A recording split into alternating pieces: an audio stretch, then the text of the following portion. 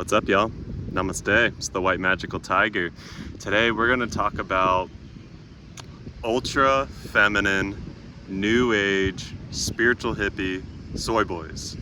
And we're going to talk about the problem and the solution.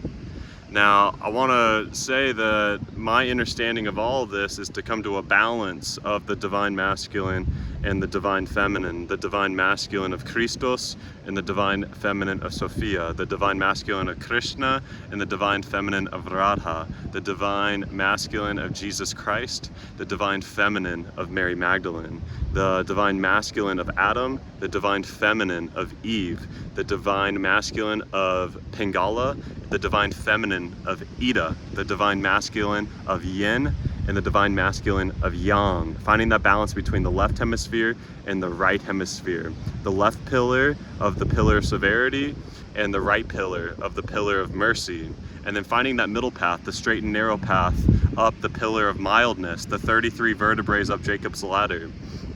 Because Jesus Christ says straight and narrow is the way, very few people find it. Many are called, but few are chosen. And so I just want to say that it's all about a balance, and that femininity is not a bad thing. It's a beautiful thing. And my understanding of a healthy masculinity is someone that protects and provides. Usually, traditionally, it's a male that protects and provides. And then traditionally, a healthy femininity is one that is in tune with their emotions, and I would say that they're pure. When I see that, I think of masculine is protector, provider, feminine is purity, and the masculine is more of a mental, a rational, logical, and the feminine is more of an emotional, intuitive. And it's finding that balance between the two, and that they're complementary, and that obviously one's not better than the other. Now, one thing that I have noticed within the spiritual community and within society in general is a lot of men are too soft, they're too feminine, and it's out of balance. And I've spoken to a lot of women, and they notice this as well. They notice that most, especially in the spiritual New Age community, a lot of these men are acting like boys, and they're way too soft, they're way too feminine. And if it comes down to it, they probably don't know how to protect themselves. They don't know how to protect their wife, their girlfriend, their sweetheart, their children. And essentially, I would say beware of any men that are too feminine, because if it came down to it, they would probably run away and leave you behind. And I've experienced that before. And I've experienced the opposite as well, where men that are in their masculine stand their ground and protect their brothers. And then these men that are too feminine, usually they're in that friend zone with women, and they act like, oh, like I'm not interested in anything. And then when your guard's down and when they see the right opportunity, they try to swoop right in and try to sleep with you and take advantage of you. And so I'm just saying, beware of these men, these men, and they're acting like boys, but they're in men's bodies. And beware of feminine men. And there is an epidemic of a lack of testosterone in our society. There's chemicals, I think it's like astrazine or something like that. There's something in the water that is increasing the amount of estrogen and decreasing the amount of free testosterone in our bodies, particularly the men. Also, our society is pretty soft, it's pretty comfortable. There's not a lot of like physical challenges. It's not like life and death scenario out here. And so, and also, I'm not perfect, y'all. I've been guilty of all this, everything I'm saying right here. And it's just something I've noticed, something that God's pointed out to me, that it is important to embody the divine feminine of being in tune with my emotions and my intuition. And I would say mainly feeling into my heart from a place of compassion and of non-violence, and of being able to love myself, love my neighbor as I love myself, and love God with all my heart, mind, soul, and strength. But then also having that balance with the masculinity of being rational and logical and reasonable. using more of the mind. And it's finding that balance between the mind and the heart, between the left hemisphere, the right hemisphere, the left hemisphere being traditionally masculine, the right hemisphere traditionally being feminine. And that's sort of the problem, and just recognizing that. I just notice now, I'm noticing more and more and more that the more grown boys that I see, they have high-pitched voices, they make submissive postures. Like one thing is like a limp wrist. I've started to notice that, and I just started to notice that a lot of these grown boys act very feminine. They speak in high-pitched tones, and I want nothing to do with it. And there's this thing saying we are the average of the top 5 people that we hang out with. And if you're hanging out in these spiritual communities, you'll notice that most of these grown boys are very feminine. And if it came down to it, and you needed to protect yourself in a moment of self-defense, they'd probably run away. They'd probably leave you behind. And so I'm just saying, be wary and surround yourself with real men that are embodying a healthy masculinity. Now, let's talk more about solutions now. One thing I would say is, in light of being the average of the 5 people we hang out with, is avoid these feminine men. Just recognize it and just be like, you know what? I don't want to hang out with you. You don't have to say that to them, but just recognize it and limit your amount of time that you hang out with feminine men, and go find more masculine men. And I think one great way would be sports. If you can play some sort of competitive sport, like basketball, or I know a lot of gyms have like basketball courts or something that has that competition. Competition is a very masculine thing. If you feel called, I recommend playing rugby. Probably get some health insurance before, because you might get injured. Also martial arts. There's all sorts of martial arts. There's grappling martial arts like judo, Brazilian jiu-jitsu, wrestling. Then there's striking arts, Muay Thai, kickboxing, regular boxing, probably all sorts of stuff.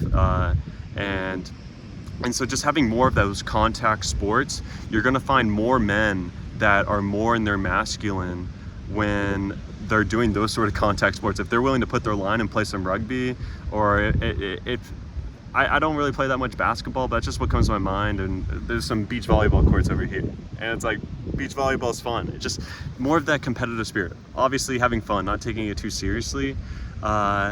And so that's one aspect. Another thing I would say is just a good work ethic, finding your purpose, finding your vocation, and finding a goal in your life. I came across a saying earlier. Some of you women might find it kind of disgusting, but there's some truth in it.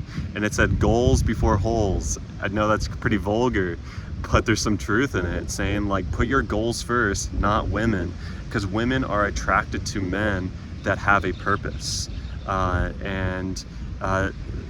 These women, they don't want to be, they want the man to have something more of a drive that's more important than just her. And ideally, it's finding a woman that can help with that purpose. And so then another solution as well that's not as popular but is very effective, and not many people are going to talk about it, it's testosterone. And there are natural ways to increase the testosterone, and there are certain herbs. I believe ashwagandha is one of them. I've been taking that recently, and I believe that's a way to increase testosterone. There are some other ones. You could just look up herbs that increase testosterone. But one thing that's really controversial, but I see no problem with it, I'd say as long as you're doing it legally, what's the big deal? And I would say TRT, testosterone replacement therapy. And if you're in the United States and that you're 30 years young or older, you can most likely get prescribed testosterone from your doctor, and all legal. And it's a much less dosage than what bodybuilders take, but what they'll do is they'll test your blood, they'll see where your free testosterone's at, and if it's below a certain level, they'll give you a prescription for testosterone, and it's completely legal. And I would say take advantage of that. If you're 30 years young, go see a doctor, get your blood tested, see where your T levels are at, and if it's low, I say get a prescription. I'm not a doctor. This is not medical advice. People say that disclaimer stuff. I'm just saying, like, maybe look into it. It could probably benefit you. And all these things build up on top of it. Just the competitiveness, competitive sports, martial arts, weightlifting, getting in the gym, building up the muscles, taking certain herbs, getting rid of parasites. There's a lot of parasites that live inside of people. So doing a parasite cleanse, doing fasting, juicing, detoxing, getting rid of the mucoid plaque in the colon through enemas and colonics, along with the fasting, living a repentant lifestyle, living a life for God, being of service to God, keeping the 10 Commandments, repenting and humbling ourselves, and seeking a relationship with King Jesus Christ. All these things are great. And essentially, it's almost the path of being a warrior. And I think of Aragorn from Lord of the Rings. And essentially in Lord of the Rings, you have Gandalf, Aragorn, and Frodo. And those are 3 aspects of Jesus Christ. Frodo is the one that has to sacrifice himself, just like Jesus Christ sacrificed himself on the cross. Aragorn is the king, the righteous king that always puts other people's first rather than himself. The humble king, that's Jesus Christ as well. And then Gandalf's the wizard. Jesus Christ is the wizard, the miracle maker, miracle worker. And so I'm simply making this video because it's something that's come into my field recently, just recognizing like, hey, it's important to have a high testosterone level and realizing that there is almost a battle.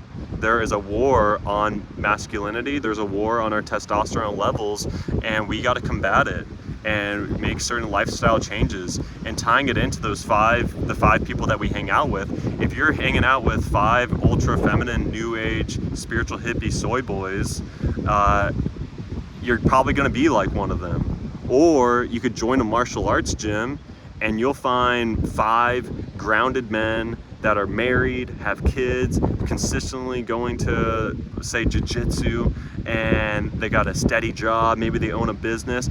That's a much better crowd to hang out with. They have a wife, they have children, they're consistently doing a martial art, they're working on self-defense, they're working on themselves, and because they need to be able to defend their wife and children if it comes down to it, because otherwise, if you can't do that, most wives will leave their husband realizing like, oh, he's not really a real man, like he can't even protect me. And it may not always be perfect, but at least make the effort. We got to be able to make the effort. Most of these ultra feminine, new age, spiritual hippie soy boys are gonna run away, and I've experienced that. I've been to a lot of these new age, spiritual hippie ceremonies and gatherings. These men are so feminine they don't even deserve the word men. A lot of them are boys, and they'll leave you behind. They will run away. The moment, like fight or flight mode, they will flight. And I'm not saying to fight, but I'm just saying, like, sometimes you don't always have to immediately flight and be in a place of fear. And it's more about surrounding ourselves with those that are courageous, brave, and fearless. More of the righteous warriors. So, thank you y'all for listening to this. Aloha. It's all right. Thank you y'all for listening to this video. I hope you found it insightful, and I'd love to, there's a puppy right here. Okay, I hope y'all found this video insightful, and I believe that's everything I wanted to say today.